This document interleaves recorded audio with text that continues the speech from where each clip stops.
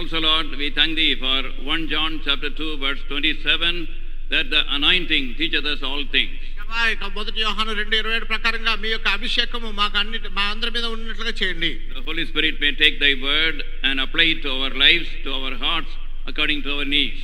పరిశుద్ధాత్మ దేవుడు మీ యొక్క వాక్యం తీసుకొని మా యొక్క జీవితంలోకి, మా హృదయములకు, మా అక్కర కొలిది అన్వయించడానికి సహాయపడమని ప్రార్థిస్తున్నాం. Once again we come before Thee, humbling ourselves and claiming Thy unction and the enablement of Thy Holy Spirit for both of us, and we ask Thee for every utterance from Thy loving heart. మరి ఒకసారి మమ్మల్ని మీ చేతులకు అప్పగించుకొచ్చున్నాం, మీ యొక్క అభిషేకం కింద తెచ్చుకొచ్చున్నాం. మీ యొక్క పరిశుద్ధాత్మ ద్వారా ప్రతి వాక్కును దయచేయండి, మీ యొక్క నడిపింపు దయచేయమని ప్రార్థిస్తున్నాం. Give Thee all the glory, pray with thanksgiving in the exalted name of our Lord and Savior Jesus Christ. సమస్త మహిమ మీకే చెల్లిస్తూ మా ప్రభు రక్షకుడైన యేసుక్రీస్తు వారి అత్యంత హెచ్చించబడిన నామములో ప్రార్థించి వేడుచున్నాం తండ్రి, ఆమేన్. A few years ago, when I was walking along the streets of a city, I saw these words on the wall. కొన్ని సంవత్సరాల క్రితము ఒక నగరంలో నేను నా యొక్క వీధుల గుండా నేను నడుచుకుంటూ వెళ్తున్నప్పుడు గోడ మీద ఈ వాక్యం నాకు కనబడింది. There is no God. దేవుడు లేడు. He who believes in God is a fool. ఎవరైతే దేవుడు ఉన్నాడు అనుకుంటాడో వాడు బుద్ధిహీనుడు. The man is proudly announcing that there is no God. Man also says he who believes in God is a fool. కనుక మానవుడు ఎంతో గర్వంతో అతిశయంతో దేవుడు లేడని చెప్పుకుంటూ, అంతేకాకుండా దేవుడు ఉన్నాడని ఎవరు చెప్తున్నాడో వాడు బుద్ధిహీనుడని ఎత్తి పొడుస్తున్నాడు. And many years ago I was flipping through the Time magazine. I came across an article.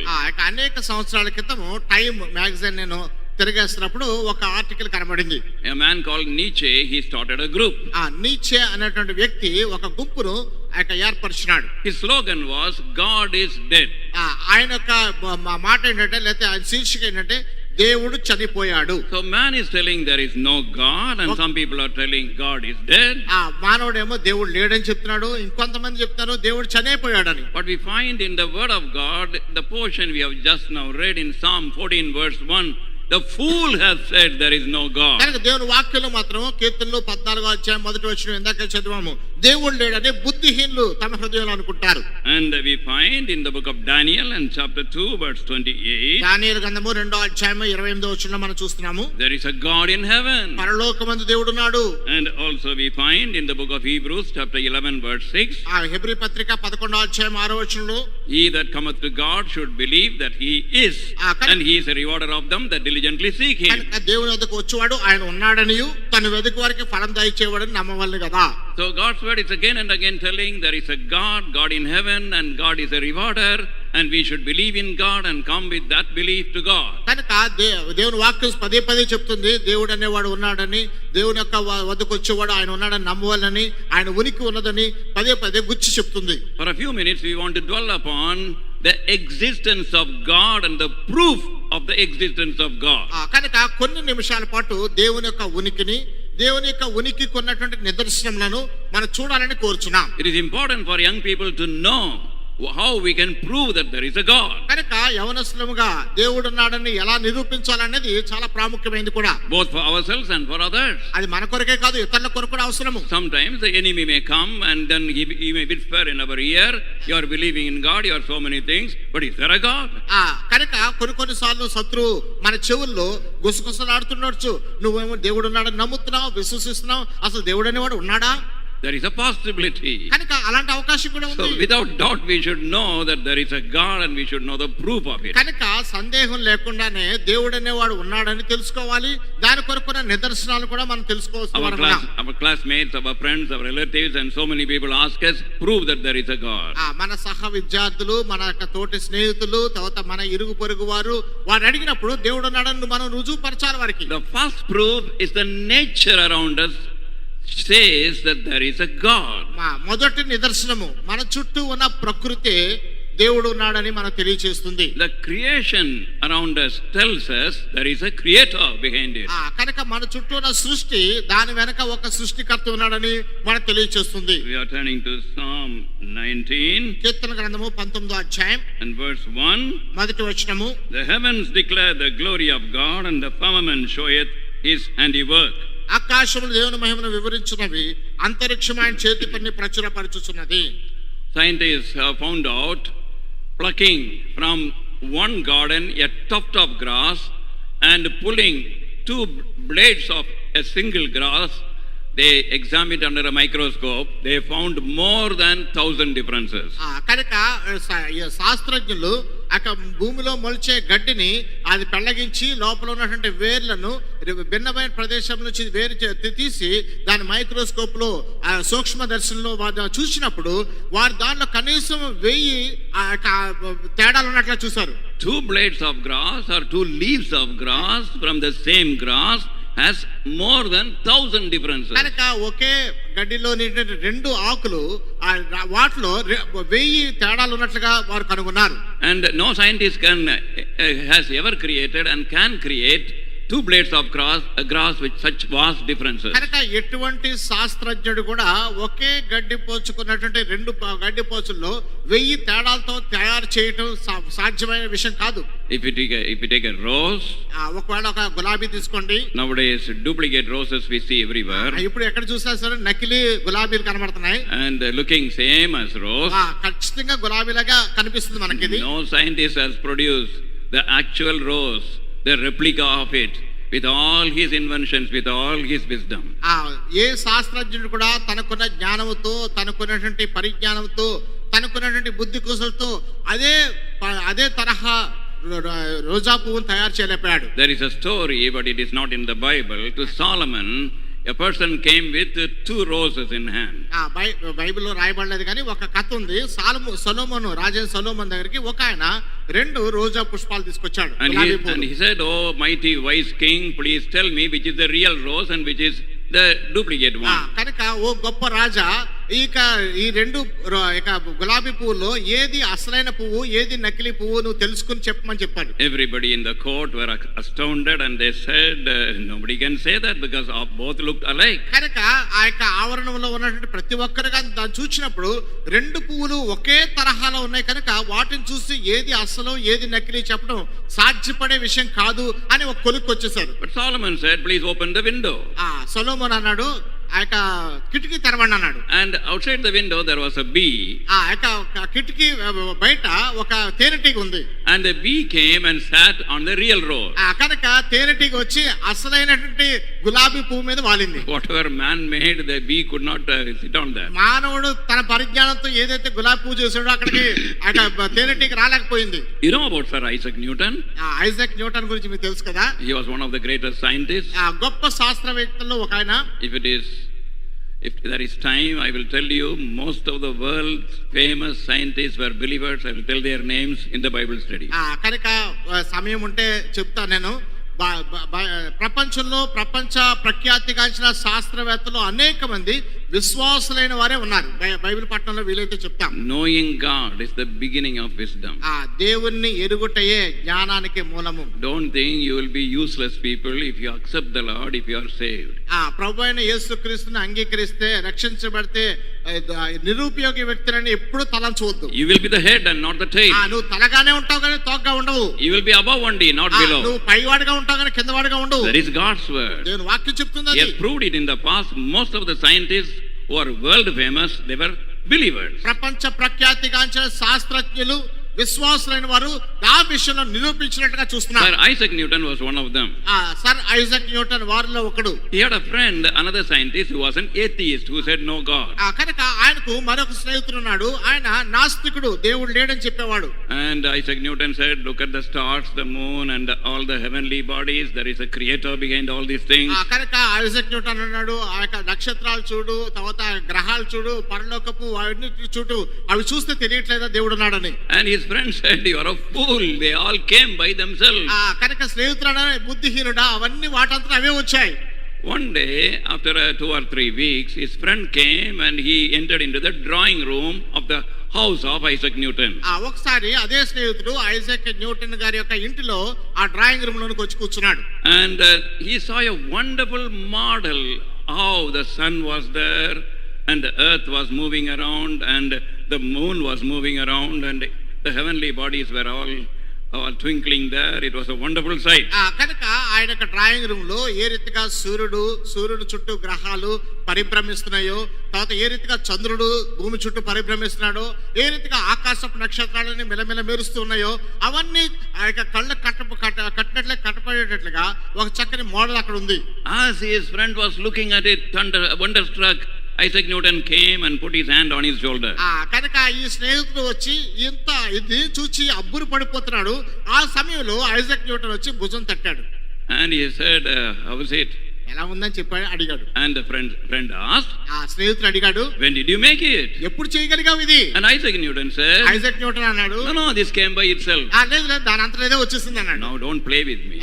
నాతో ఆటలాడొద్దు. Such a wonderful model. ఎంత అద్భుతమైన మోడల్ ని only you are capable of making that. నువ్వు మాత్రమే చేయగల సమర్థుడివి. You should have made it. నువ్వే చేసి ఉండాలి. Isaac Newton said, Isaac Newton అన్నాడు, ordinary model, you accept that there is a maker behind this model, but the actual maker of heaven and earth is existing, that is God, he said. ఒక సాధారణ model వెనకాలే ఒక కర్త ఉన్నాడని నువ్వు గ్రహిస్తున్నావే, ఆకాశమును సమస్తమును కూడా కలుగు చేసిన వాడు దేవుడు అనేవాడు ఉన్నాడని నువ్వు నమ్మట్లేకపోతున్నావు. And we are just in this earth occupying a very small place and having a puny brain, and we question about the existence of God. ఈ లోకంలో చిన్న సూక్ష్మ సంబంధమైనటువంటి మెదడుతో దేవుని యొక్క ఉనికిని ప్రశ్నిస్తూ సందేహిస్తూ అనుమానంలో ఉన్నాం మనం. And the psalmist said, when I look at the heavens and thy glory, O Lord, how wonderful it is. కనుక ఇక్కడ కీర్తనకారుడు అన్నాడు, ఆకాశం వైపు తీర్చి చూచినప్పుడు ఆకాశమే నీ అంతరిక్షంలో నీకు మహిమను వివరిస్తుందని. If you take the sun, 13 lakhs of earth would be kept into the hollow of the sun. 13 lakhs. కనుక ఒక సూర్యుడినే తీసుకుంటే 13 లక్షల భూగ్రహాలు ఆ యొక్క సూర్యుని లోపల ఉపకేంద్రంలో ఉంచబడతాయి. Among the known stars, the biggest star is called Episolon. కనుక అన్ని గ్రహాల్లోనికి చాలా పెద్దది ఎపిసోలోన్ అనేది చాలా పెద్ద గ్రహం. In the hollow of Episolon, 64 trillion suns can be put. కనుక ఈ యొక్క ఎపిసోలోన్ యొక్క లోపల ఉన్నటువంటి భాగంలో 64 కోట్ల సూర్యగ్రహాలు తీసుకుని పెట్టవచ్చు. 64 trillion means one followed by 9 zeros. I'm sorry, 12 zeros. 64 trillions అంటే అర్థం ఏంటంటే ఒకటి తర్వాత కనీసం 12 సున్నాలు పెడితే వచ్చేది 1 ట్రిలియన్. అలాంటి 64 ట్రిలియన్ సూర్యులను తీసుకొచ్చి అందులో పెట్టవచ్చు. And such a vast is the universe, unimaginable. కనుక అంతరిక్షం అనేది అంత విశ్వవ్యాప్తంగా ఉన్నది, మనం కనీసం ఊహించడానికి ఊహకు అందనిది. In the space there are many galaxies.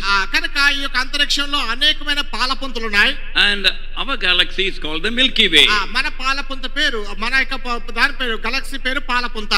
And if we travel with 700 million miles per hour speed in a jet plane, కనుక ఒక జెట్ ప్లేన్ లో 700 మిలియన్ మైళ్ళ దూరం సెకనుకి ప్రయాణం చేయగలిగితే, it would take 1 million years to cover our own Milky Way.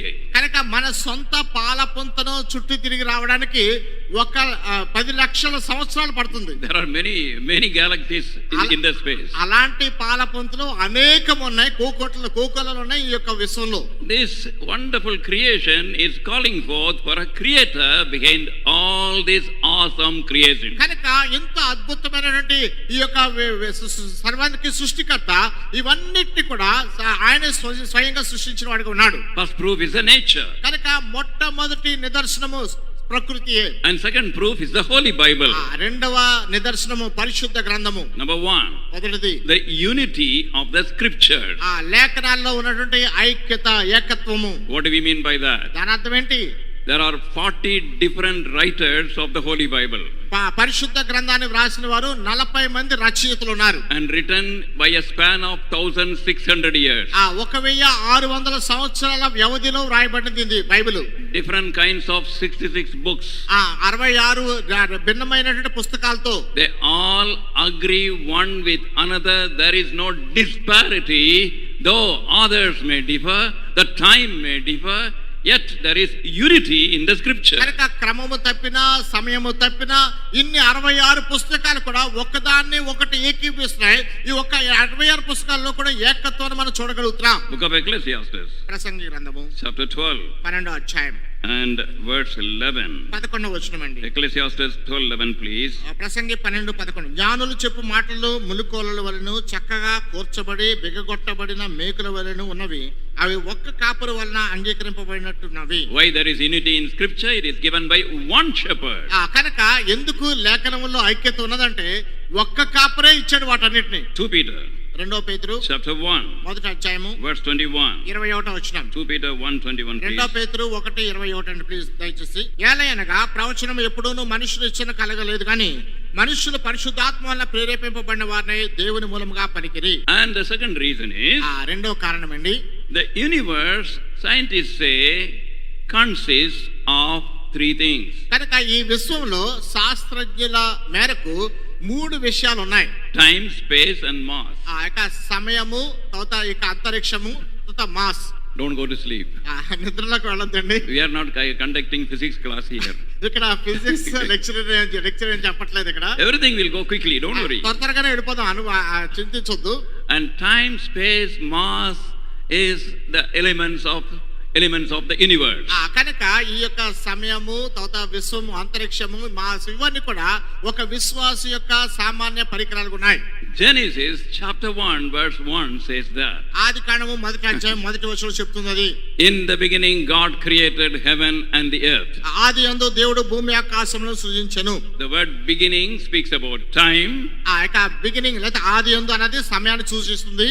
The word heaven speaks about space. కనుక ఆకాశం అనేది విశ్వాన్ని లేదా అంతరిక్షాన్ని చూపిస్తుంది. The word earth speaks about mass. కనుక భూమి అనేది మాస్ ని చూపిస్తుంది.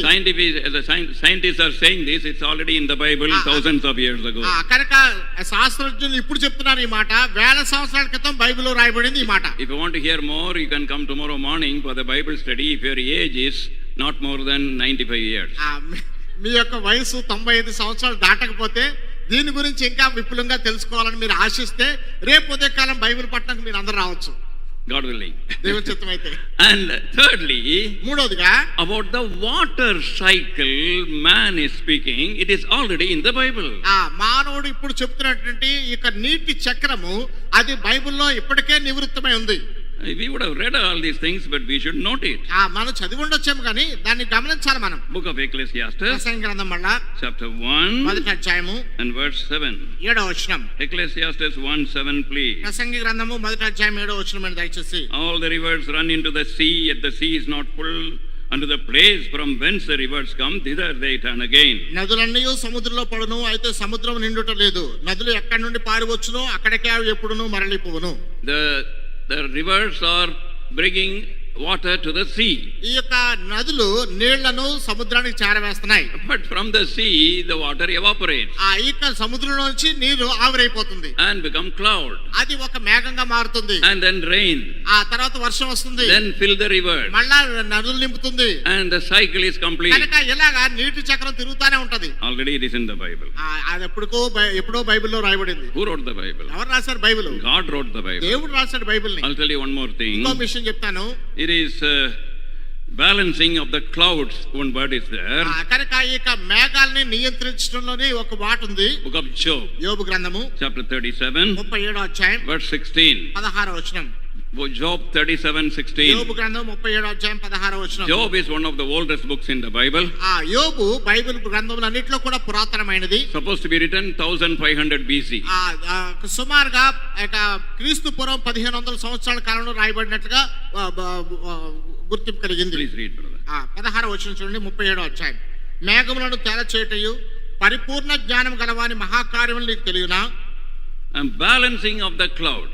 మేఘములను తేల చేస్తున్నాడు అంటే సమతుల్యతతో ఉంచుతున్నాడు. We can see the clouds nowadays just floating in the air. ఈ మేఘాలని మనము ఆకాశంలో తేలియాడటం మనం చూస్తుంటాం. How they are balanced? అవి ఎలాగా సమతుల్యతలో ఉన్నాయి? By the warm air going up. కనుక వేడి గాలి పైకి వెళ్తుంది. Pushing the clouds upwards. మేఘాలు ఇంకా పైకి తోస్తున్నాయి. By the gravitational force pulling down. కనుక తిరిగి భూమి ఆకర్షణ శక్తి వల్ల ఈ మేఘాలు కిందకి లాగబడుతున్నాయి. Both these forces balance the clouds. కనుక ఈ రెండు ఇక్కడ నుంచి వేడి గాలి ఏమో పైకి తోస్తుంది, ఇక్కడ భూమి ఆకర్షణ కింద, ఈ రెండు కలిపి ఇక మేఘములను ఆ యొక్క సమతౌల్యతలో ఉంచుతున్నాయి. Man found it recently, but long ago, before man found it thousands of years ago, the Lord has said it. మానవుడు ఇప్పుడైతే దీన్ని కనుగొన్నాడేమో కానీ వేల సంవత్సరాల క్రితము ఏమి మానవుడికి ఏమి తెలియనప్పుడు దేవుడు దీన్ని రాసి పెట్టినాడు. Eve was the mother of all the people on the earth. అవ్వ భూమిలో ఉన్నటువంటి ప్రజలందరికీ ఆమె తల్లిగా ఉంది. Book of Genesis, ఆదికాండము chapter 3, 3వ అధ్యాయం verse 20, please. 20వ వచనం చూడండి. Genesis 3:20. ఆదికాండం 3:20. ఆదాము తన భార్యకు హవ్వ అని పేరు పెట్టెను, ఎలయనగా ఆమె జీవం గల ప్రతి వానికిని తల్లి. And mother of all the living beings. కనుక జీవం గల ప్రతి వానికి తల్లి ఆమె. Mitochondrial DNA, mitochondrial DNA, if you test it, it is tested from the woman only. కనుక అది పరీక్షిస్తే అది స్త్రీ నుంచే పరీక్షించబడుతుంది. And it is not tested from man.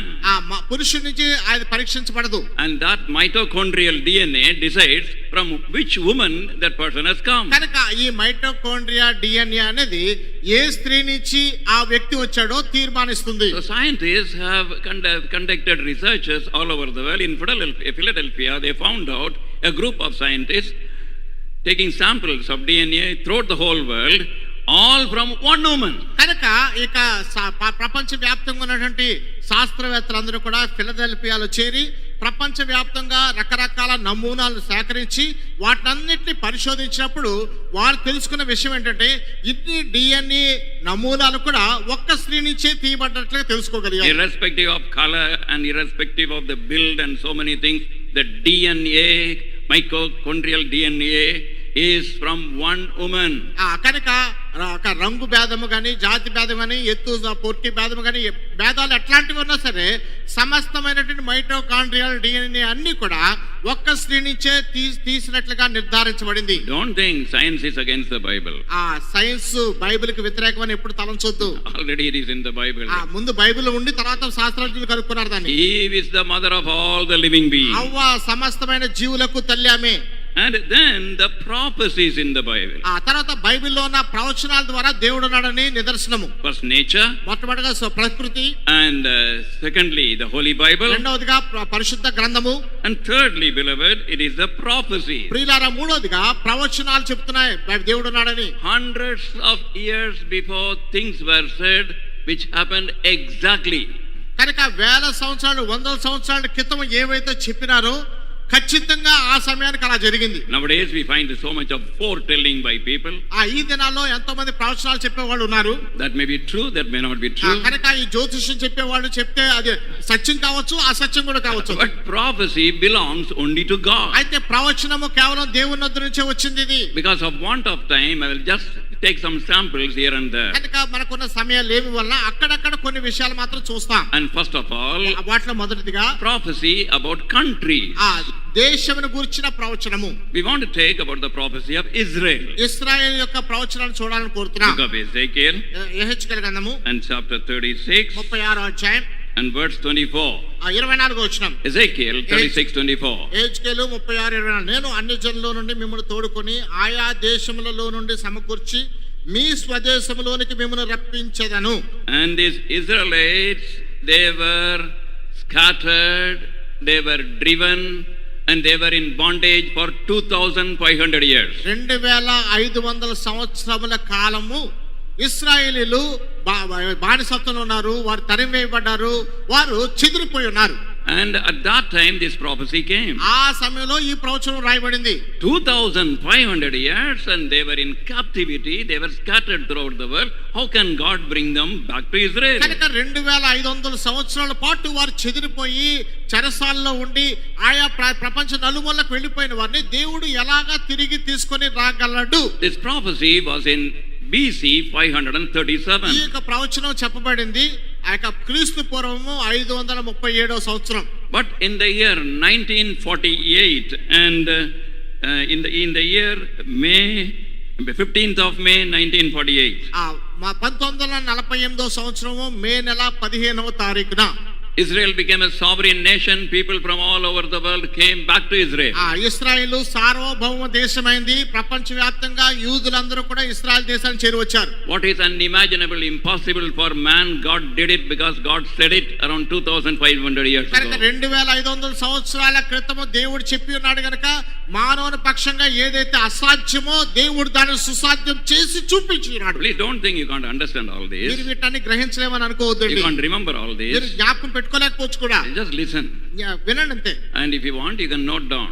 మీరు కావాలంటే రాసుకోండి. And when people were talking like this, I have also noted down. కనుక ఇలా ప్రజలు మాట్లాడుతున్నప్పుడు నేను రాసుకున్నాను కూడా. I have also checked the answer. నేను కూడా సమాధానాన్ని పరిష్కరించుకున్నాను.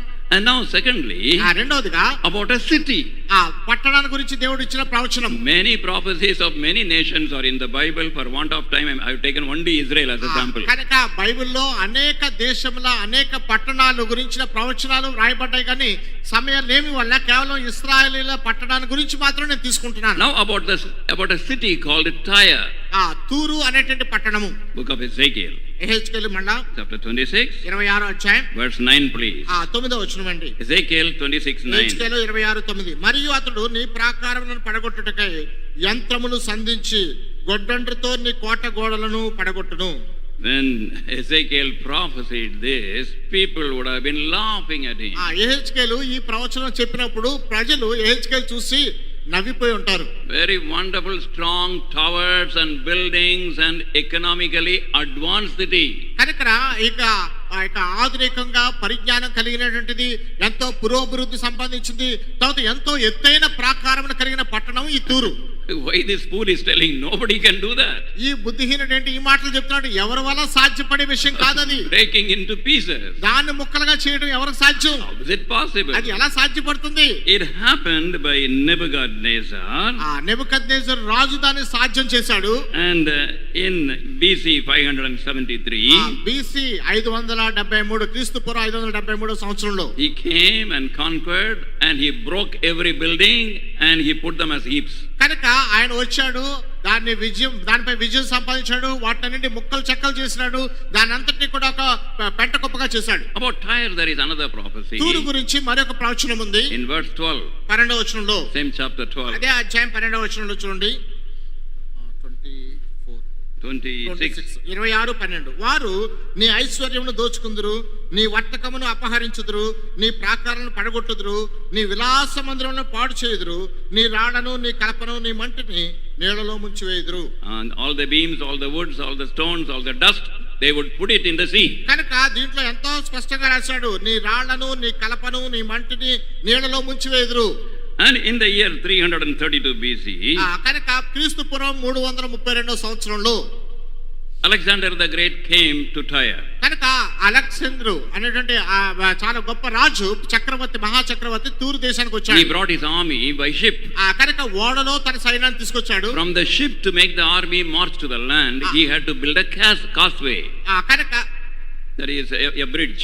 కనుక ఈ ఓడ నుంచి ఆ యొక్క పట్టణాన్ని చేరడానికి మధ్యలో ఒక వారధిని నిర్మించాడు. 60 meters breadth and 800 meters long. కనుక 60 అడుగులు వెడల్పు, 60 మీటర్లు వెడల్పు, తర్వాత 800 మీటర్ల పొడుగు. What we are talking is history. నేను ఇప్పుడు చెప్పేదంతా చరిత్ర అండి. About 300 years ago it was prophecy. 300 సంవత్సరాల క్రితం అది ప్రవచించబడింది. It took every dust, every piece of stone, every piece of beam, wood from the land and put it into the sea. కనుక ఈ యొక్క తూరు దేశంలో ఉన్నటువంటి ప్రతి ధూళిని, ప్రతి రాయిని, ప్రతి కలపను తీసుకుని వెళ్ళి సముద్రంలో పడవేశాడు. And also we find in 14th verse of Ezekiel 26, second part. Ezekiel 26వ అధ్యాయం 14వ వచనం రెండో భాగంలో కూడా చూస్తాం. Yes brother. నిన్ను వట్టి బండగా చేయుదును, వలలు పరుచుకుంటకు చోటవుదువు, నీ విగ్రహం కట్టబడక యుందువు. And there we find fishermen would be drying their nets on thee. కనుక నీ మీద జాలర్లు వలలు కడతారని. Till today if people go to the old Tyre, they would see fishermen drying their nets on these pieces of rocks. కనుక ఈ దినం కూడా పాత తూరు పట్టణానికి కనుక వెళ్ళి చూస్తే అక్కడ ఉన్నటువంటి నేల మీద ఇక జాలర్లు వలలు కట్టుకుంటమే కనబడుతుంది. And thou shalt be built no more. నువ్వు ఇక ఎన్నడకును కట్టబడక యుందువు. Every day 10 million gallons of fresh water is available in that place. ఆ స్థలంలో ప్రతిరోజు కూడా 10 మిలియన్ గ్యాలన్ల స్వచ్ఛమైన నీరు లభ్యమవుతుంది అక్కడ. But till today that city is lying waste. Nobody has dared to build it. ఈ దిన వరకు కూడా ఆ యొక్క పట్టణము అలా నిర్జీవంగా పడి ఉంది. ఎవరు కూడా దాన్ని కట్టడానికి సాహసించట్లేదు. Tyre was destroyed. కనుక తూరు నాశనం చేయబడింది. Even the dust were scraped and put into the sea. కనుక ధూళితో సహా తీసివేయబడి సముద్రంలో వేయబడింది. Became rocks for fishermen to dry the nets. కనుక జాలర్లు ఆ యొక్క వలలు బాగు చేసుకోవడానికి ఆరబెట్టుకుంటాక దాన్ని ఒక రాళ్ళుగా చేశారు. And the challenge is thou shall be built no more. ఇక్కడ సవాల్ ఏంటంటే నువ్వు ఎన్నటికీ కట్టబడక ఇందు. If all the atheists, agnostics in the whole world can contribute 10 naya paisa, they can build it. కానీ ప్రపంచంలో ఉన్నటువంటి ఈ యొక్క నాస్తికులందరూ కూడా ఏకమై ఒక్కొక్కడు ఒక 10 పైసలు వేసుకుంటే ఆ తూరు పట్టణాన్ని మహాపట్నంగా చేయొచ్చు. Till today it is not built. అయితే ఈ రీతిగా కట్టబడలేదు, అది వాస్తవం. Then prophecy about individual. తర్వాత వ్యక్తిగతమైన వాస్తవ నిదర్శనం. Before they were born, God spoke their name, spoke about them. కనుక వారు పుట్టక మునిపే దేవుడు వారి గురించి చెప్పాడు, వారి పేర్ల గురించి చెప్పాడు. Nobody can tell a lie because the books were written in particular year, but what it was written only many years afterwards happened. కనుక ఎవరు కూడా అబద్ధం చెప్పడానికి వీల్లేదండి.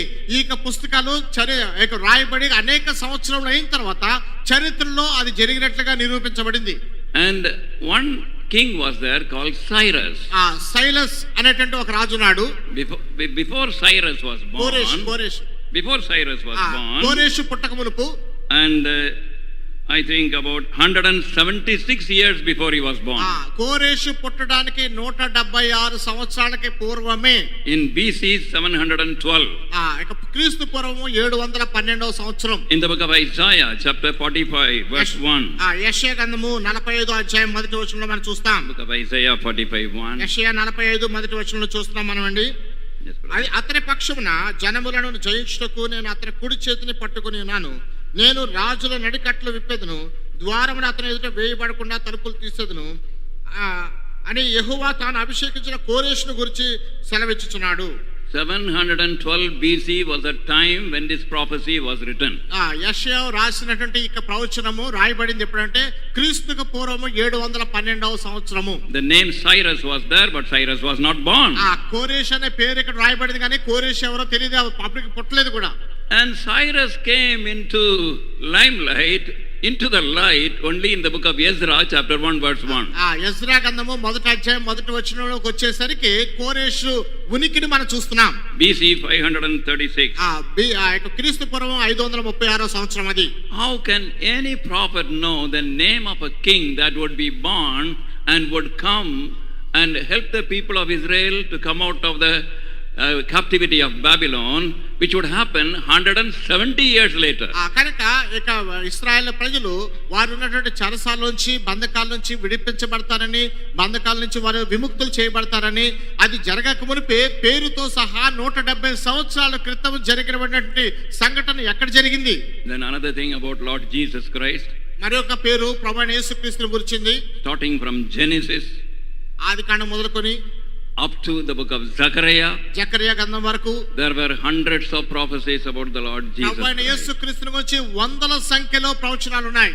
Continuous prophecy through a period of 3500 years. 3500 సంవత్సరాల పాటు ఎడతెగని ప్రవచనాలు ఆయన గురించి చెప్పబడ్డాయి. To the minutest detail, small incidents. ఎంతో సునిశ్చితంగా చిన్న చిన్న సంఘటనలతో దృష్ట్యా all came to pass. అవన్నీ జరిగినాయి, నెరవేరాయి. Nothing was left unfulfilled. ఏది కూడా నెరవేర్చకుండా ఆగిపోలేదు. Prophecy about a country, prophecy about a city, prophecy about individual, all fulfilled and yet to be fulfilled, they will be fulfilled.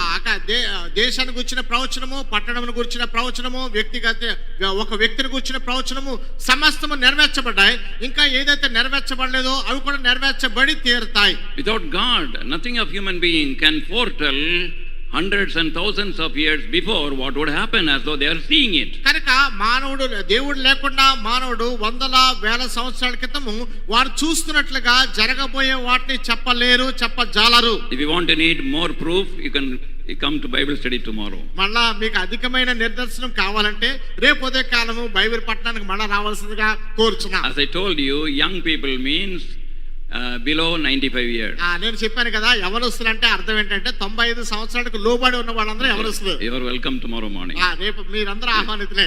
Now the fourth proof for the existence of God. దేవుడు ఉన్నాడనంటే ఉనికికి నిదర్శనము. నాలుగవ నిదర్శనం, The vacuum in the human heart. మానవక హృదయంలో ఉన్నటువంటి ఆ యొక్క vacuum అంటే ఏమీ లేని స్థితి. And there is emptiness in every heart of man. ప్రతి మానవుని హృదయంలో ఉన్నటువంటి ఖాళీ లేదా శూన్యం. And they felt empty in spite of whatever they were pursuing and going after to fill that emptiness. కనుక ఉన్న ఖాళీని పూర్తి చేయాలని వారు ఎన్ని రకాల పరిశోధనలు జరుపుతున్నా వారు సఫలీకృతులు కాలేకపోతున్నారు. Beloved, there is a place in the heart of a human being which can be filled, which can be satisfied only by the Creator. ప్రియులారా, హృదయంలో ఒక ప్రదేశం ఉంది. అది ఏ వ్యక్తి ద్వారా, ఏ ప్రాంతం ద్వారా, దేని ద్వారా నింపబడలేదు, కానీ కేవలం సృష్టికర్త ద్వారా మాత్రమే అది పూర్తి చేయబడగలదు. I'll tell you some examples from history. చరిత్రలో కొన్ని ఉదాహరణలు కూడా ఉన్నాయి దాని గురించి. Not story, history.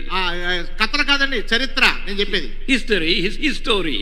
కనుక హిస్టరీ, చరిత్ర అంటే ఆయన కథ, హిస్టరీ అంటే ఆయన యొక్క కథ. So you remember that. కనుక జ్ఞాపకం పెట్టుకోండి జాగ్రత్తగా. And you can see God in history. కనుక దేవుణ్ణి చరిత్రలో చూడొచ్చు మీరు. And in history we find so many people. కనుక చరిత్రలో అనేక మందిని గురించి చూస్తాం.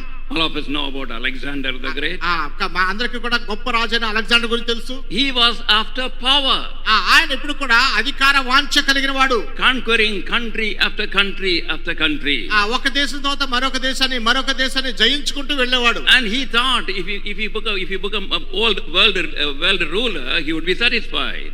కనుక ఆ యొక్క ప్రపంచ ప్రఖ్యాతిగా ప్రపంచానంతటిని కూడా అతను కనుక జయించగలిగితే అతను తృప్తి చెందినట్టుగా అనిపించింది అతనికి. Before he was 30 years old, he fell ill with a very severe fever. కనుక 30 సంవత్సరాలను చేరకముందే భయంకరమైన జ్వరంతో బాధపడ్డాడు. And his general came and asked him, Your Majesty, what is your last wish, because you are going to die? కనుక నువ్వు ఆయన general, ఆయన దగ్గర ఉన్న పని చేస్తున్న జనరల్ వచ్చి అడిగాడు ఆయన్ని, నువ్వు చనిపోబోతున్నావు కనుక నీ చివరి కోరిక ఏమిటి అని అలెగ్జాండర్ ద గ్రేట్ అడిగాడు. Alexander said, My last wish, when you take my coffin in the street to bury me, put both my hands outside my coffin. కనుక ఈ యొక్క అలెగ్జాండర్ ద గ్రేట్ చెప్పింది ఏంటంటే, నా చివరి కోరిక నన్ను పాతి పెట్టడానికి మీరు తీసుకుని వెళ్ళినట్టు నా సమాధి పెట్టిని మోసుకుని వెళ్ళేటప్పుడు నా 2 చేతులు బయటికి చాచి పెట్టండి అన్నాడు. Oh my great king, why do you want that as the last wish? అయ్యా గొప్ప మహారాజా, ఏమిటి మీ చివరి కోరిక ఇలాంటిది ఏంటి? And then Alexander said, అప్పుడు అలెగ్జాండర్ చెప్పిన మాట ఏంటంటే, remember it, జ్ఞాపకం పెట్టుకోండి, ఇది empty hand I came into this world, empty I go out of this world. ఖాళీ హస్తాలతో ఈ లోకంలోకి వచ్చాను, ఖాళీ హస్తాలతో ఈ లోకాన్ని విడిచి తిరిగి వెడుతున్నాను. Oh Alexander the Great, you have not found satisfaction getting power after power. అధికారం తర్వాత అధికారాన్ని పొందినప్పటికీ అలెగ్జాండర్ ద గ్రేట్ తన హృదయానికి సంతృప్తిని మిగిల్చుకోలేకపోయాడు. There was another man. మరొక ఆయన ఉన్నాడు. And he was a very prosperous man. అతను చాలా అభివృద్ధి చెందేవాడు. And he was a novel writer in the United States. America సంయుక్త రాష్ట్రాల్లో ఒక నవల రచయిత ఆయన. Many of you, if you are literature students, you have his novels even now. మీరు గనక ఇక లిటరేచర్ విద్యార్థులు అయితే ఆయన యొక్క నవల కూడా మీ దగ్గర ఉండొచ్చు. And his name was Ernest Hemingway. ఆయన పేరు Ernest Hemingway. He was a Nobel Prize laureate. He won the Nobel Prize. కనుక ఆయన దాని కొరకు నోబెల్ బహుమతిని సైతం పొందాడు. He became so famous, every word the publishers counted and paid him. కనుక ఆయన ఎంత ప్రఖ్యాతిగాంచిన వాడంటే ఆయన రాసినటువంటి నవలలో ప్రతి మాటకు లెక్కించి దాని కొరకైనా క్రయాన్ని చెల్లించారు గ్రంథకర్తలు. A very rich man in his time. ఆయన సమయంలో ఎంతో ఐశ్వర్యవంతుడు. Newspaper wrote about him. He was the luckiest person living in the world. ప్రపంచంలో నివసిస్తున్న వారందరిలోకి మిక్కిలి అదృష్టవంతుడని వార్తాపత్రికలు పేర్కొన్నాయి. He could get what he want. ఏది కావాలంటే అది తెచ్చుకోగలడు. He owned 4 aeroplanes. 4 aeroplanes he owned. అతనికి సొంతంగా 4 విమానాలు ఉన్నాయి. He married 4 times, divorced 4 times. కనుక 4 వివాహం చేసుకున్నాడు, 4 విడాకులు ఇచ్చాడు. And then one day the same newspapers brought the news. మరొక దినాన అదే వార్తాపత్రికలు ఇంకో వార్తను ప్రచురించాయి. Ernest Hemingway with his own gun shot himself, committed suicide. Ernest Hemingway తన సొంత తుపాకీతో పేల్చుకొని చనిపోయాడు అని. Ernest Hemingway, you are the luckiest person in the whole world. What happened to you? Ernest Hemingway ప్రపంచమంతట్లో మిక్కిలి అదృష్టవంతుడివి, నీకేం సంభవించింది? No, nothing of the money, nothing of the things I have amassed can satisfy me. Emptiness. కనుక నాకున్నటువంటి నా లోపల ఉన్నటువంటి అంతరంగంలో ఉన్న ఖాళీతనాన్ని, నాకున్న ఐశ్వర్యం గాని, నాకున్న పేరు ప్రఖ్యాతులు గాని ఏమాత్రం సంతృప్తి పరచలేకపోయాయి. There was a great man called Herbert Spencer. Herbert Spencer అని గొప్ప వ్యక్తి ఉన్నాడు. You would have it his books in your B.Ed and so on. B.Ed లో గాని మిగిలిన వాటిలో గాని ఒక ఆయన పుస్తకాలు చదివి ఉండొచ్చు మీరు. World famous man. ఆయన ప్రపంచ ప్రఖ్యాతి గాంచిన వాడు Herbert Spencer. Herbert Spencer. They asked him, "Oh Herbert Spencer, what is your last wish?" కనుక వారు అడిగారు, హెర్బర్ట్ స్పెన్సర్ గారు మీ చివరి కోరిక ఏంటండి? He said, ఆయన అన్నాడు ఏంటండి, "After my death, when you bury me, on the grave, on the epitaph, you write, the most miserable man ever lived upon this earth." నేను చనిపోయిన తర్వాత సమాధి పెట్టిన తర్వాత సమాధి పైన రాయండి, అయితే ప్రపంచమందులో మిక్కిలి దౌర్భాగ్యుడు ఈ రీతిగా చనిపోయాడని. Famous man. ప్రఖ్యాతిగాంచిన వాడు ఇటువంటి దౌర్భాగ్యపు చావు చనిపోయాడు. Popularity. కనుక ప్రఖ్యాతి, power cannot satisfy. అధికారం నేను తృప్తి పరచలేదు. Prosperity cannot satisfy. అభివృద్ధి నేను తృప్తి పరచలేదు. And popularity cannot satisfy. పేరు ప్రఖ్యాతులు నేను తృప్తి పరచలేవు. Personality cannot satisfy. ఒక వ్యక్తిత్వం నేను తృప్తి పరచలేదు. There was a girl called Marilyn Monroe. Marilyn Monroe అని ఒక అమ్మాయి ఉంది. The queen, the sovereign queen of the white screen in the Hollywood. Hollywood ఆ యొక్క చిత్రాల్లో ఎంతో ఆ యొక్క పేరు ప్రఖ్యాతులు గాంచినట్టు తార. Young girls throughout the world wanted to dress like her and look like her. కనుక ప్రపంచం అంతా కూడా కుర్రకారు ఆమె వల్లనే నటించాలని, అనుకరించాలని, ఆమె వల్లే వస్త్రధారణ కలిగి ఉండాలని మిక్కిలి ఆశ చెందేవారు. Young boys had her photo always with them in the pocket or in the suitcase or wherever they could put, and they were looking at it and worshipping it like worshipping an angel. కనుక ప్రతి కుర్రవాళ్ళు కూడా ఆమె యొక్క photo పెట్టుకునేవారు. ఆ యొక్క చెవులో గానీ, లేకపోతే పాకెట్ లో గానీ, లేకపోతే పుస్తక బ్యాగ్ లో గానీ ఎక్కడో దగ్గర పెట్టుకుని ఎప్పుడు చూసి ఆనందించేవారు, ఆమెనే ఆరాధిస్తూ ఉండేవారు, ఆమెనే చూసి అతిశయిస్తుండేవారు. Not only in America, అమెరికాలోనే కాదు, throughout the world. ప్రపంచ వ్యాప్తంగా నేను చెప్పేది. Oh, most fortunate person, the wonderful, beautiful and very attractive girl in the whole world. ఎంతో అదృష్టవంతురాలు, ప్రపంచమంతట్లో మిక్కిలి సౌందర్యవతి. One day she stood in front of her mirror. ఒక రోజున ఆమె అద్దం ముందు నిలబడింది. She realized that she was becoming old. ఆమె గ్రహించింది ఏంటంటే ఆయన వార్ధక్యంలోకి వస్తుందని. That night she took sleeping pills and she lived no more next day. ఆ రాత్రి నిద్ర మాత్రలు మింగింది. మరుసటి దినానికి ఆమె నిర్జీవంగా ఉంది. What happened to your personality? నీ వ్యక్తిత్వానికి ఏమైపోయింది? And you are using it, and you are using your beauty, your personality to attract people, to be famous. And now what happened? కనుక ప్రజలను ఆకర్షించడానికి, ప్రజలను ఉరుతులోగించడానికి నీకు అందాన్ని, నీకున్న సౌందర్యాన్ని నువ్వు ఎంతో పణంగా పెట్టుకు ఉపయోగిస్తున్నావు. Oh, that brings me disappointment, dissatisfaction. I am empty within. కనుక అవన్నీ కూడా నిరుత్సాహాన్ని, నిస్పృహను, ఖాళీతనాన్ని నీలో మిగులుస్తున్నాయి. And again we find there was another man. ఇంకొక ఆయన మనం చూస్తున్నాం. And his name was George Sanders. ఆయన పేరు John Alexanders. George Sanders was after pleasure.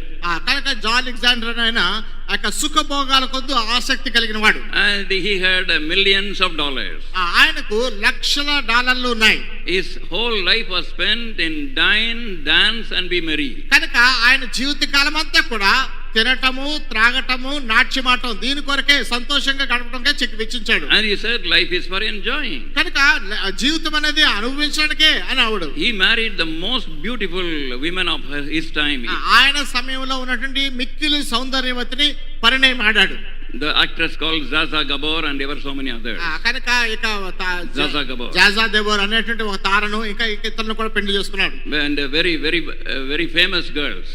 ఇక ప్రఖ్యాతి కాంచినట్టు అమ్మాయి ఆమె married and divorced. వివాహం చేసుకున్నాడు, మన విడాకులు కూడా ఇచ్చాడు. One day he left a note and committed suicide. ఒక రోజున ఒక చిన్న నోట్ రాసి ఆత్మహత్య చేసుకున్నాడు. What I am telling is all paper news. నేను చెప్పేదంతా కూడా వార్తా పత్రికలో వచ్చిన వార్తలే. It is not story. ఇది కథలు కాదండి. And what the note read? కనుక what was found on the note? కనుక ఇక నోట్ లో ఏమున్నదంటే, please forgive me, I can no longer take this idiotic world. కనుక ఈ యొక్క అనుకరించేటువంటి లోకానికి ఏమాత్రం నేను కొనసాగించను, దయచేసి నన్ను క్షమించండి. Oh George Sanders, you are an idiot, but you are calling world as idiot.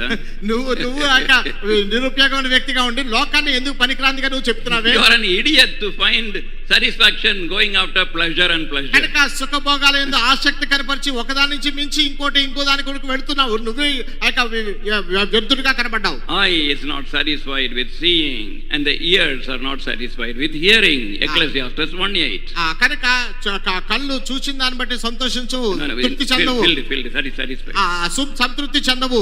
అలాగే చెవులు విన్న దాన్ని బట్టి సంతృప్తి చెందవు, అంతకంటే ఇంకా ఎక్కువ కావాలని కోరుకుంటాయి. And Ecclesiastes chapter 1 verse 8 says that. ప్రసంగి గ్రంథం 1వ అధ్యాయం 8వ వచనం చెప్తుంది ఆ మాట. So no satisfaction in these things. కనుక ఈ విషయాల్లో ఎటువంటి సంతృప్తి మిగలదు మనకి. And no satisfaction in power. అధికారంలో తృప్తి లేదు. In prosperity. అభివృద్ధిలో తృప్తి లేదు. In popularity. పేరు ప్రఖ్యాతిలో తృప్తి లేదు. In personality. ఒక వ్యక్తిత్వంలో తృప్తి లేదు. And in pleasure. సుఖభోగాల్లో తృప్తి లేదు. No satisfaction in philosophy. కనుక ఈ తత్వజ్ఞానంలో కూడా తృప్తి లేదు. There was a man called Voltaire. Voltaire అనేటువంటి ఒక వ్యక్తి ఉన్నాడు. He was a very famous man in his time. ఆయన సమయంలో ఎంతో ప్రఖ్యాతి గాంచిన వాడు. He said Jesus Christ was only a man. యేసుక్రీస్తు కేవలం ఒక మానవుడే అని చెప్పాడు. He caught hold of 12 fellows who did not have anything to eat, so he made them to write all false stories about him. కనుక ఒక 12 మంది తినడానికి గతి లేని వారిని పట్టుకొని ఆయన గురించి చెడు ప్రచారం చేయమని వారిని అడిగాడు. And then this when Jesus died and went away, కనుక యేసుక్రీస్తు చనిపోయి వెళ్ళిపోయినప్పుడు there is no heaven, no hell. కనుక పరలోకము భూమి లేదు అని చెప్తాడు, నరకము లేదని. Before I die I will see that no one touches the Bible. కనుక నేను చనిపోక ముందు బైబిల్ని ఎవరు ముట్టకుండా నేను చూస్తానని చెప్పాడు. That was a challenge of Voltaire. Voltaire అనేటువంటి వ్యక్తి యొక్క సవాల్ ఇది. And when he was in his deathbed, ఆయన మరణశయ్య మీద ఉన్నప్పుడు no nurse could go near him. A nurse దాది ఆయన దగ్గరికి వెళ్ళకపోయాను. He was filled with fear. భయకంపితుడైపోయాడు. And he was clenching his fist. కనుక ఆ యొక్క ముఖం చిట్లిస్తూ ఉన్నాడు. Grinding his teeth. తన యొక్క పళ్ళు కొరుకుతూ ఉన్నాడు. And he was afraid. భయపడిపోతున్నాడు. He used to scream in the night.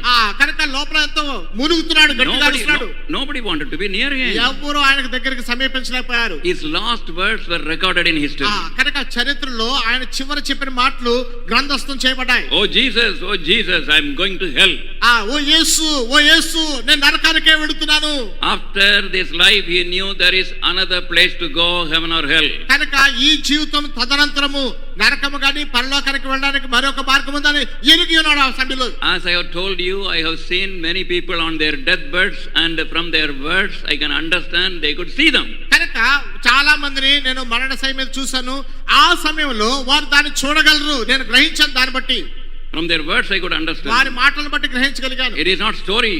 కథలు కావు ఇవి. Nothing is story here. ఏది కూడా ఇక్కడ కథలు లేవు. Everything is real. సమస్తము వాస్తవమే ఉంది ఇక్కడ. As God is real, God's word is real. దేవుడు వాస్తవంగా ఉన్నట్లుగా దేవుని వాక్యం కూడా వాస్తవమే. You know what he said?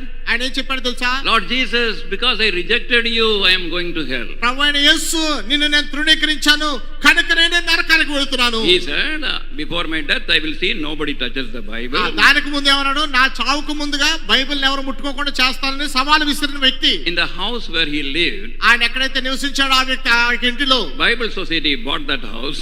Bible society వారు ఆ ఇల్లే కొన్నారు. Bibles were printed and sent throughout the whole world. ప్రపంచ వ్యాప్తంగా బైబిల్ అక్కడి నుంచి ముద్రించబడి పంపిణీ చేయబడుతున్నాయి. Man cannot challenge God. మానవుడు దేవునికి సవాలు విసరలేడండి. Philosophy cannot fill the vacuum. కనుక తత్వజ్ఞానము దేవుని యొక్క మానవ హృదయంలో తృప్తిని మిగల్చలేదు. Very humbly I want to tell you, వినయ విధేయతతో చెప్పాలని కోరుతున్నాను మీతో. Piety cannot fill the vacuum. భక్తి శ్రద్ధలు ఈ ఖాళీని నింపలేవు. Religious piety. కనుక మత సంబంధమైన భక్తి శ్రద్ధలు. Some people say every religion is the same. కొంతమంది అంటారు అన్ని మతాలు ఒకటేనండి. I am not here to talk about religion. నేను మతం గురించి మాట్లాడడానికి ఇక్కడ లేను. I was born in Christian religion. Religion could not save me. Only Lord Jesus Christ saved me. నేను క్రైస్తవ మతంలో పుట్టాను. క్రైస్తవ మతం నన్ను రక్షించలేకపోయింది. కేవలం ప్రభువైన యేసు క్రీస్తే నన్ను రక్షించగలిగాడు. And you know about Gandhiji? Gandhiji గురించి తెలుసా మీకు? You know what he wrote? ఆయన ఏం రాశాడు తెలుసా? Towards the end of his life, తన జీవితం ముగింపులోకి వచ్చాడు. such a pious man, ఎంతో భక్తి భావంతో జీవించిన వాడు. with all respect I am repeating his words. కనుక ఎంతో గౌరవంతో ఈ మాటలు ఆయన చెప్పిన మాటలు నేను చెప్తున్నాను. I am still groping in the dark. నేను ఆ యొక్క చీకట్లో తడుగులాడుతూ ఉన్నాను. Buddha's words. ఆయన చివరి మాటలు. Buddha never said he found the truth. Buddha చెప్పాడు నేను జ్ఞానాన్ని కనుగొన్నానని. And you know what is words towards the end of his life? తన జీవితం చివరిలో బుద్ధ చెప్పిన మాటలు ఏంటి తెలుసా? Buddha said, I am still empty. నేను ఇంకా ఖాళీగానే ఉన్నాను. People are worshiping these people as God. ఈ ప్రజలందరూ బుద్ధాన్ని దేవుడిగా దైవముగా పూజిస్తున్నారు. These people, including Gandhiji also. Gandhiji సహా ఈ ప్రజలందరూ కూడా. But people do not know what can fill their vacuum. వారిలో ఉన్న ఖాళీని నింపగలిగింది ఏంటో ప్రజలకు తెలియదు. Only God can fill the vacuum. దేవుడు మాత్రమే ఆ ఖాళీని నింపగలడు. God can be experienced in life. దేవుడు జీవితంలో అనుభవపూర్వకంగా తెలుసుకోగలడు. And that God came in the form of a human being. ఆ దేవుడు మానవ రూపంలో నరావతారుడిగా ఈ లోకానికి వచ్చాడు. And lived a sinless life. ఒక పాపరహిత జీవితం జీవించాడు. As we heard during worship time this morning. ఈ ఉదయకాల ఆరాధనలో విన్నాం మనం. And he paid the sinless blood as price for the forgiveness, propitiation for the sin of human beings. కనుక మానవాళి యొక్క పాప ప్రాయశ్చిత్తార్థమై ఆయన యొక్క పాపరహితమైన రక్తాన్ని, నిర్దోష రక్తాన్ని శిలువ మీద చిందించున్నాడు ఆయన. That is the hope of humanity. అదే మానవులకు ఉన్న నిరీక్షణ. That is your hope, my hope. అది మీ నిరీక్షణ, నా నిరీక్షణ. What do we find in the book of Isaiah? యెషయా గ్రంథం మనం ఏం చూస్తున్నాం? Isaiah 53 verse 5 says, యెషయా గ్రంథం 53:5 చెప్తుంది, Lord Jesus was wounded for my transgression. మా అతిక్రమణ కొరకు ఆయన గాయపరచబడెను. Lord Jesus Christ was bruised for my iniquity. కనుక ప్రభువైన యేసుక్రీస్తు నా అతిక్రమణ కొరకు గాయపరచబడాడు. The chastisement and the punishment of my sin was upon him on the cross. కనుక నా దోషము, నా సమాధానమైన శిక్ష ఆయన మీద పడింది శిలువ మీద. In my place he experienced hell on the cross. కనుక నా స్థలములో ఆయన శిలువ మీద నరకాన్ని చవిచూచాడు. And then we find, ఆ తర్వాత చూస్తున్నాం, by his stripes I am healed now. ఆయన యొక్క పొందిన దెబ్బల చేత నేను స్వస్థపరచబడ్డాను. The blood coming out of the wounds I am healed today of the sin's disease.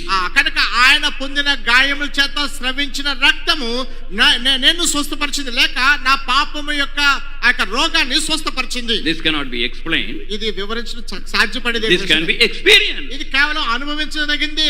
I didn't understand it. నేను దాన్ని గ్రహించగలను. But I believed God's word. దేవుని వాక్యాన్ని విశ్వసించుతాను. Ask the Lord Jesus Christ to forgive my sins. ప్రభువైన యేసుక్రీస్తు నా పాపం క్షమించమని అడిగాను. Cleanse me with his precious blood. ఆయన అమూల్య రక్తంతో కడగమని చెప్పాను. On the basis of Revelation 3:20. ప్రకటన గ్రంథం 3:20 లో మనం చూస్తున్నాం. Behold, I stand at the door and knock. ఇదిగో తలుపు వద్ద నిల్చుని తట్టుచున్నాను. If you hear my voice and open your heart's door by simple confession, I'll come in. కనుక ఎవడైనాను నా స్వరం విని తలుపు తీసినలా సామాన్యమైనటువంటి ఒప్పుకోలుతో నేను లోనికి వస్తున్నాను. And if he confess, Lord, I am a sinner, thank you for dying for me and come into my heart and cleanse me, forgive me, he comes. కనుక ప్రభువా నేను పాపిని, నన్ను కరుణించుము, నాలోనికి రమ్ము, నాలో నివసించుమని అడిగితే ఆయన లోనికి వచ్చేవాడు ఉన్నాడు. No more hell. ఇంకా నరకం లేదు. And all sins are forgiven, forgotten. సమస్తమైన పాపములు క్షమించబడ్డాయి, మర్చిపోబడ్డాయి. Psalm 103 verse 12 says, 103వ కీర్తన 12వ వచనం చెప్తుంది, he has removed our transgressions as far as the east is from the west. పడమటికి తూర్పు ఎంత దూరమో నా అతిక్రమమును ఆయన అంత దూరం పరిచున్నాడు. One more proof Bible is true. Bible నుంచి మరొక నిదర్శనం. And one more proof it is true. మరొక నిదర్శనం అది సత్యం అది. And beloved, it is not said he has removed our sins between north and south. కనుక ఉత్తర దక్షిణ ధ్రువాలకి దూరపరిచాడని చెప్పట్లేదు. North pole, south pole is there, we can measure it. కనుక ఉత్తర ధ్రువాన్ని దక్షిణ ధ్రువం ఉన్నాయి, దాన్ని మనం కొలవగలం కూడా. East and west if you go, only space will come. కనుక తూర్పు పడమరకు వెళ్తే కేవలం విశ్వంలోకి, అంతరిక్షంలోకి వెళ్తాం మనం. God said, never the sin I will remember. I will remember no more. కనుక దేవుడు నీకు పాపాన్ని ఎప్పటికీ జ్ఞాపకం చేసుకోను, అది ఎంతో దూరం పరిచున్నాను నేను అంటున్నాడు. I have cast them into the depths of the sea. కనుక సముద్ర అగాధములో పడవేసినాను అంటాడు. I have turned my face away and thrown your sins behind my back.